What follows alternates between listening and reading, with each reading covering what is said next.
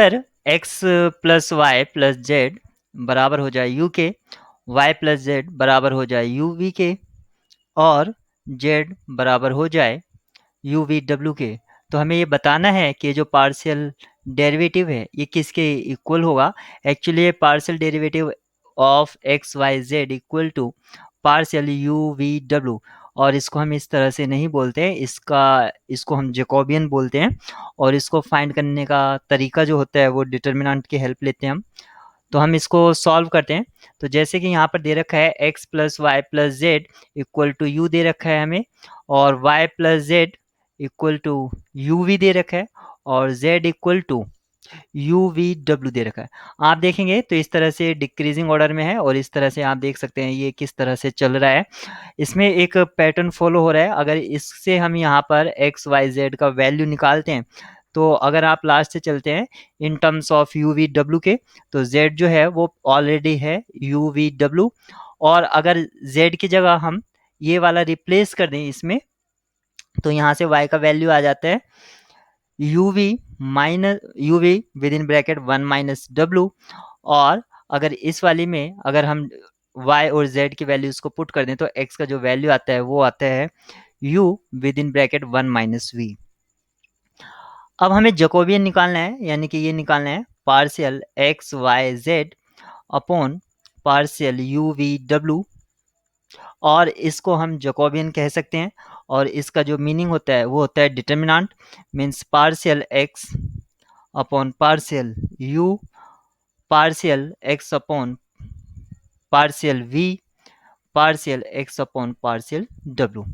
Similarly other variable के लिए भी लिखेंगे हम partial Y upon partial U, partial Y upon partial V and partial Y upon partial W. Other variable Z, उसके लिए लिखेंगे partial Z upon partial U, partial Z upon partial V and partial Z upon partial V. तो इसका हमें determinant find करना होगा, ये जो हमारा है। और इस डिटर्मिनेंट को फाइंड करने के लिए सबसे पहले हमें पार्शियल जो यू वी डब्ल्यू हैं उसके रेस्पेक्ट में फाइंड आउट करना होगा। तो हम निकाल लेते हैं partial X upon partial you, क्योंकि हमें पता है जो x का वैल्यू है वो है हमारे पास u 1 माइनस वी।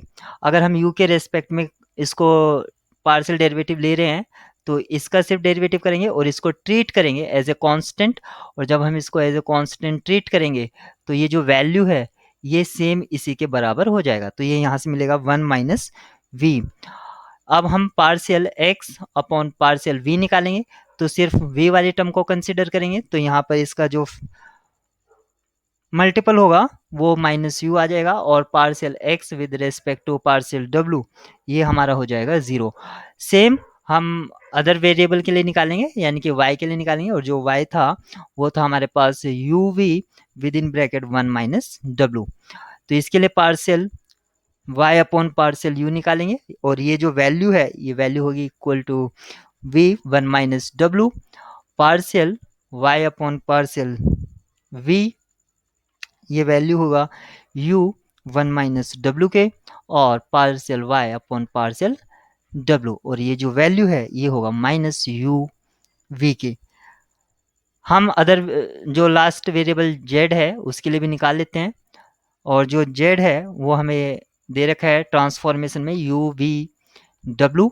तो partial z with respect to u, इसका जो वैल्यू होगा हमें वो मिलेगा V W partial z with respect to v, ये मिलेगा हमें V W sorry U W, और partial z upon partial w ये वैल्यू मिलेगा हमें यू वी। आप यहाँ पर ध्यान रख सकते हैं अगर मैंने कहीं मिस्टेक कर दिया है तो आप उसको प्लीज़ रेक्टिफाई कर लीजिए, हो सकता है कहीं मैंने मिस्टेक कर दिया हो। Partial X Y Z upon partial U V W, और ये जो जैकोबियन था इसकी हम वैल्यूज पुट कर देते हैं 1 minus V, V 1 minus W, और वी डब्ल्यू ये फर्स्ट कॉलम आ गया है, माइनस यू ये सेकंड कॉलम लिख रहा हूँ मैं, यू 1 माइनस डब्ल्यू, और जो लास्ट कॉलम है लास्ट एंट्री है वो यू डब्ल्यू, थर्ड कॉलम है 0 माइनस यू वी, और ये हो जाएगा यू वी।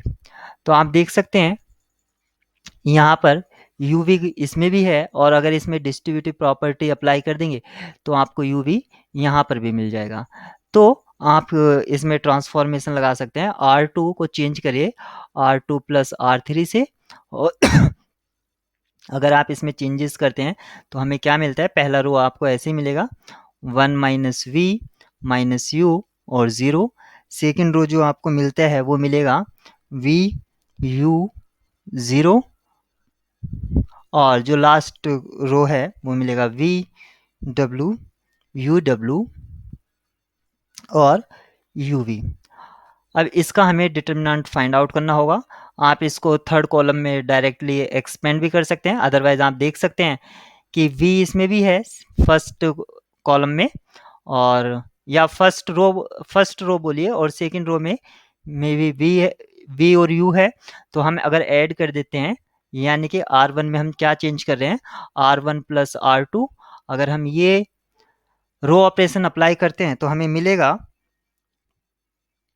ये हमें मिल जाएगा 1, और फिर हमें मिलेगा ये 0 0, लास्ट एंट्री हमें ये मिल जाएगी। और जब हमें ये लास्ट एंट्री मिलेगी तो हम इसमें देखते हैं क्या चेंज आता है। सेकंड आप ऐसे ले लीजिए V U 0 V W U W और यू वी। अब इसको आइदर फर्स्ट रो या लास्ट कॉलम में एक्सपेंड कर दीजिए उसके रेस्पेक्ट में। अगर मैं लास्ट कॉलम से एक्सपेंड करता हूँ तो ये हो जाएगा यू वी, लास्ट कॉलम के रेस्पेक्ट में एक्सपेंड कर रहा हूँ तो इसको डिलीट करेंगे तो हो जाएगा यू माइनस 0, और यानी कि हमें मिलेगा यू स्क्वेयर वी। अब देखते हैं यू स्क्वेयर वी कौन सा ऑप्शन वैल्यू दे रहा है, यू स्क्वेयर वी ऑप्शन नहीं दे रहा है, तो यही हमारा राइट आंसर होगा।